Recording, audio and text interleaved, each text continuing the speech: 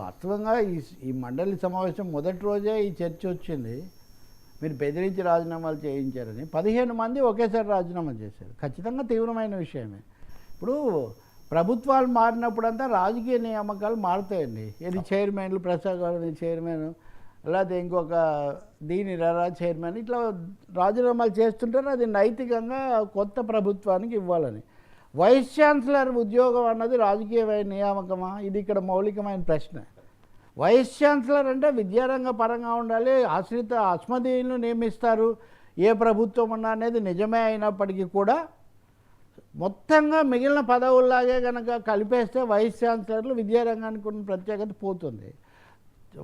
జగన్ ఉన్నప్పుడు కూడా ఉదాహరణకు ఆంధ్ర యూనివర్సిటీ వైస్ ఛాన్సలర్ ఆయన పేరు ఇప్పుడు ఆయన మీద వీళ్ళు చాలా తీవ్రంగా అదొక రాజకీయ రణరంగంలాగా ఉండేది. సో దాని మీద తీవ్రమైన చర్చ చేశారు కదా. జగన్ చేసింది చాలా పొరపాటు అది ఇదని. మళ్ళీ వీళ్ళు రాగానే 15 మంది కట్టకట్టుకొని ఎందుకు రాజీనామా చేశారు, ఎందుకు చేయించారు? బొత్స ఒక మాట అన్నాడు, బెదిరించారు అని. లోకేష్ ఆ రోజే తీవ్రంగా మీరు నిరూపిస్తే కనుక నేను దాన్ని నిరూపించానని ఆయన సవాల్ చేశారు. మళ్ళీ ఆ చర్చ ఈరోజు వచ్చినప్పుడు దాదాపు హోరాహోరీ కూర్చోండి, బొత్సాన్ని గౌరవిస్తూనే లోకేష్ ఢీ అంటే ఢీ అన్న తరహాలో మాట్లాడుతున్నాడు. మండలి అంటే it is Botsa versus Lokesh అనేది ఇంకా స్థిరపడిపోయింది. ఆ బాధ్యత ఇందాక మీరు అన్నట్టు పవన్ కళ్యాణ్ లోకేష్కే ఇచ్చాడు. ఒకరోజు ఏదో వచ్చాడు కానీ ఆయన ఏమి అంతగా చేయదలుచుకోలేదు. లోకేష్ అన్నది కూడా ఏంటంటే అందరూ లేఖలు రాశారు రాజీనామా వ్యక్తిగత కొత్త ప్రభుత్వానికి స్వేచ్ఛ ఇవ్వడం కోసమని. కానీ 5గురు మటుకు లేఖ రాశారు భిన్నంగా. మిగిలిన వాళ్ళు వ్యక్తిగత కారణాల వల్ల అని 10 మంది రాశారు. సార్ 10 మందికి ఒకేసారి వ్యక్తిగత కారణాలు వస్తాయి సార్? కామన్ సెన్స్ క్వశ్చన్ కదా ఇది. ఇంకా దీని గురించి మాట్లాడడం కూడా పెద్దగా ఏం లేదు సార్. ఒక వీసీ స్థాయి వాళ్ళని పోనీ బెదిరించారు అనుకుంటే ఎవరో ఒకరు బయట పెడతారు కదా. 15 మంది సైలెంట్ చెప్తున్నారు. సెకండ్ పార్ట్లో 10 మంది విషయమే చెప్పా, ఇంకా 5గురు విషయం నేను చెప్పలేదు. 5గురిలో 2 ప్రభుత్వానికి ఫ్రీ హ్యాండ్ ఇవ్వటం కోసం మేము రాజీనామా చేస్తున్నాం అన్నారు. అపాయింట్మెంట్ చేయడం కోసమే కదా. 3 మటుకు మాకు ఉన్నత విద్యా మండలి చైర్మన్ ఫోన్ చేశారు కాబట్టి ఆయన ఆదేశాల ప్రకారం మేము రాజీనామా చేస్తున్నాం అన్నారు. ఉన్నత విద్యా మండలి చైర్మన్ నియామకం తప్పకుండా ప్రభుత్వమే చేస్తుంది కదా. లోకేష్ వాదన కూడా ఏంటంటే మీరు బెదిరింపు అన్నారు, ఇందులో ఎవరైనా బెదిరించారని రాశారా అని అంటారు. ఇప్పుడు మీరు చెప్పండి, దీనికి ఎవరైనా ఉత్తరంలో మీరు వైస్ చైర్మన్ గారు బెదిరించడం చేత మేము రాజీనామా చేసామని వైస్ ఛాన్సలర్ స్థాయికి వెళ్ళిన ఎవరైనా చెప్పే అవకాశం ఉంటుందా?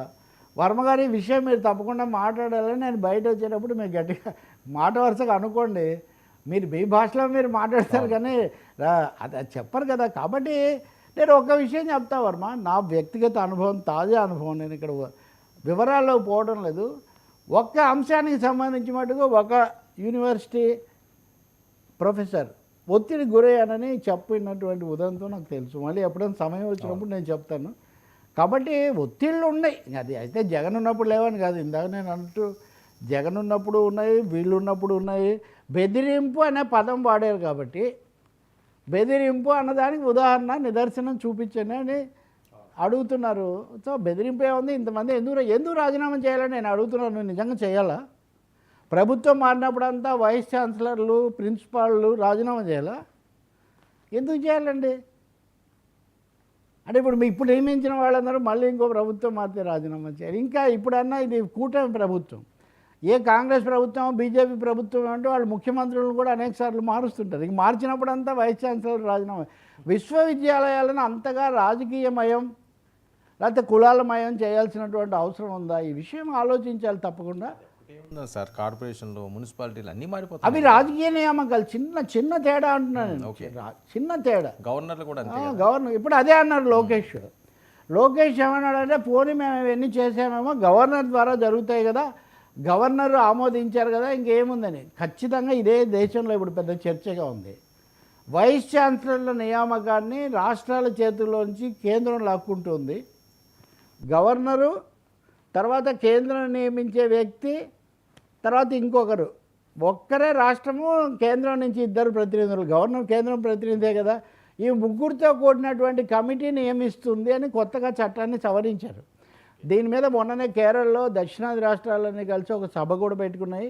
రాష్ట్రాల్లో వైస్ ఛాన్సలర్ల నియామకాలు గవర్నర్లు చేస్తారన్నది నిజంగా ఇది ఒక పొరపాటు వైఖరి.